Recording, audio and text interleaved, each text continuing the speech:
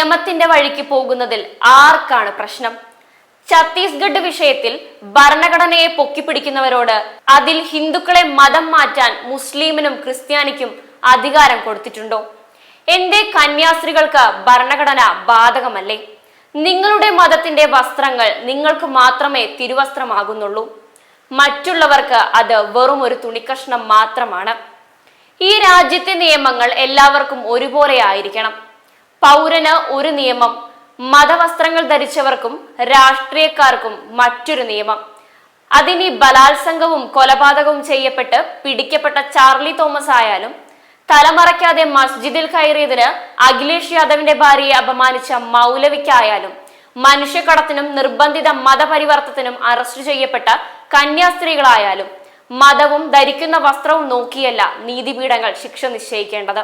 Chhattisgarh railway സ്റ്റേഷനിൽ നിൽക്കുന്നതിന് 3 ഹിന്ദു കുട്ടികളോട് പ്ലാറ്റ്ഫോം ടിക്കറ്റ് ചോദിച്ച് ടിക്കറ്റ് കാണിക്കാൻ വന്നത് 2 മലയാളി കന്യാസ്ത്രീകൾ.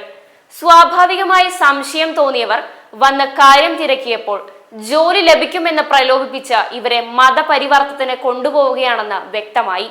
ഇവരെ മർദ്ദിക്കുകയോ കയ്യേറ്റം ചെയ്യുകയോ ചെയ്തിട്ടില്ല. നിർബന്ധിത മതപരിവർത്തന നിരോധന നിയമം നിലവിലുള്ള സംസ്ഥാനമായതിനാൽ സ്വാഭാവികമായി പരാതി കൊടുക്കുന്നു, അറസ്റ്റ് ചെയ്യുന്നു. ഇതാണ് യാഥാർത്ഥ്യം.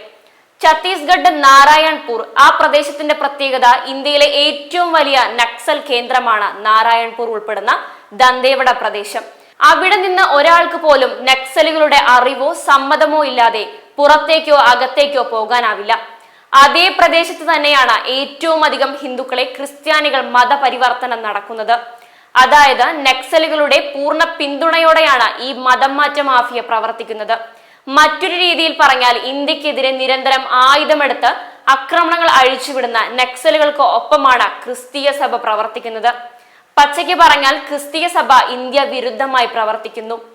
അതല്ലെങ്കിൽ യാതൊരു വികസന പ്രവർത്തനങ്ങളും ആ പ്രദേശത്ത് നടത്താൻ സർക്കാരിനെ പോലും അനുവദിക്കാത്ത നക്സലുകൾ സഭയെ മാത്രം എങ്ങനെ അവിടെ നിർവിഘ്നം പ്രവർത്തിക്കാൻ അനുവദിക്കുന്നു?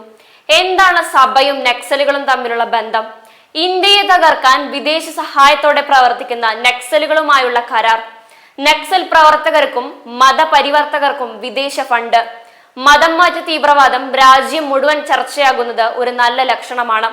ഹിന്ദുക്കളെ മതം മാറ്റുന്ന കാര്യത്തിൽ 1-ാം സ്ഥാനത്തായിരുന്നു മദർ തെരേസ.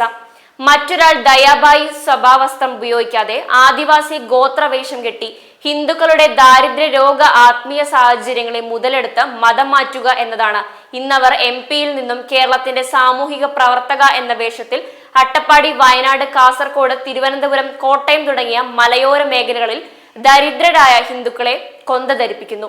തൃശൂർ ചാലക്കുടിയിൽ പ്രവർത്തിക്കുന്ന പൊട്ട ധ്യാന കേന്ദ്രത്തിലെ പാസ്റ്റർ സന്തോഷ് ഹൈന്ദവ പുണ്യഭൂമിയായ ഋഷികേശിനെ യേശു രാജ്യമാക്കാൻ, ഹൈന്ദവന്റെ പുണ്യനദിയായ ഗംഗയെ, അവിടെ നിലനിൽക്കുന്ന ഹൈന്ദവ അന്ധവിശ്വാസങ്ങളെ ഇല്ലാതാക്കി ക്രിസ്തു രാജ്യമാക്കാൻ വടക്കേ ഇന്ത്യയിൽ പോയിരിക്കുന്നു. നിർബന്ധിത മതപരിവർത്തന നിരോധന നിയമം നിലവിലുള്ള ഛത്തീസ്ഗഡിൽ ജോലി വാഗ്ദാനം ചെയ്ത് നിർബന്ധിത മതപരിവർത്തനത്തിന്, മനുഷ്യക്കടത്തിന് 2 കന്യാസ്ത്രീകളെ കസ്റ്റഡിയിൽ എടുത്തപ്പോൾ ഇവിടെ മുസ്ലിം മത മൗലികവാദികളുടെയും കമ്മ്യൂണിസ്റ്റ് ഭീകരരുടെയും ഒക്കെ എന്താ കൂട്ടക്കരച്ചിൽ?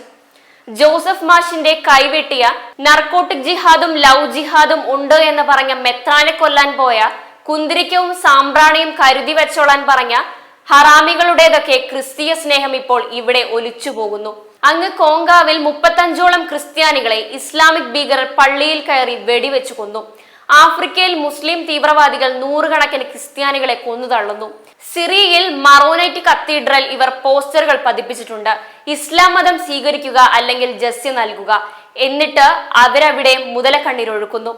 ക്രിസ്തുവിനെ തെരുവിൽ അപമാനിച്ചു. കന്യാസ്ത്രീകളുടെ ഉടുമുണ്ടഴിച്ച് അവരെ ആക്ഷേപിക്കാൻ നാടകമുണ്ടാക്കിയ കമ്മ്യൂണിസ്റ്റ് പാർട്ടി മുഷ്ടി ചുരുട്ടുന്നു. അങ്ങനെ ബഹളം പലവിധം. തിരഞ്ഞെടുപ്പ് അടുത്ത സാഹചര്യത്തിൽ ഇതും ഇതിനപ്പുറവും നടക്കും. എന്നാൽ നിയമം നിയമത്തിന്റെ വഴിക്ക് നടക്കും. ഏത് ഏബ്യന്മാർ കൂവിയാലും. കേരളത്തിൽ മുസ്ലിം ഭീകരത ഉയർത്തുന്ന ഭീഷണിയെ നേരിടാൻ ക്രിസ്ത്യാനികളുടെ സുരക്ഷയ്ക്കായി ദേശീയതയ്ക്കൊപ്പം നിൽക്കുന്നു എന്ന വ്യാജേന ഹിന്ദുക്കളെ മതം മാറ്റുക എന്ന ലക്ഷ്യത്തോടെയാണ് പ്രവർത്തിക്കുന്നതെങ്കിൽ തീർച്ചയായും ഞങ്ങൾ ഹിന്ദുക്കൾ അതിനെ എതിർക്കും. ഞങ്ങളുടെ മതത്തിനുപരി രാഷ്ട്രീയം ചെങ്ങാത്തം വേണ്ടെന്ന് ക്രിസ്തു സമൂഹം പറയുമ്പോൾ അവരുടെ വോട്ട് കിട്ടുമെന്ന തോന്നലിൽ കേക്കും വൈനുമായി അരമനയുടെ തിണ്ണയിൽ ഓച്ചാനിച്ചു നിൽക്കുന്ന കേരള BJP നേതാക്കൾ ചിന്തിക്കുക.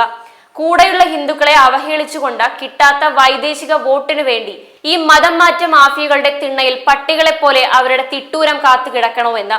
ഇവിടെ നടക്കുന്ന വൈദേശിക അതിക്രമങ്ങൾക്ക്, അനീതിക്ക് എതിരെ ശക്തമായി പ്രതികരിക്കാനും സംഘടിക്കാനും എല്ലാ ഹൈന്ദവരും തയ്യാറാവേണ്ടിയിരിക്കുന്നു.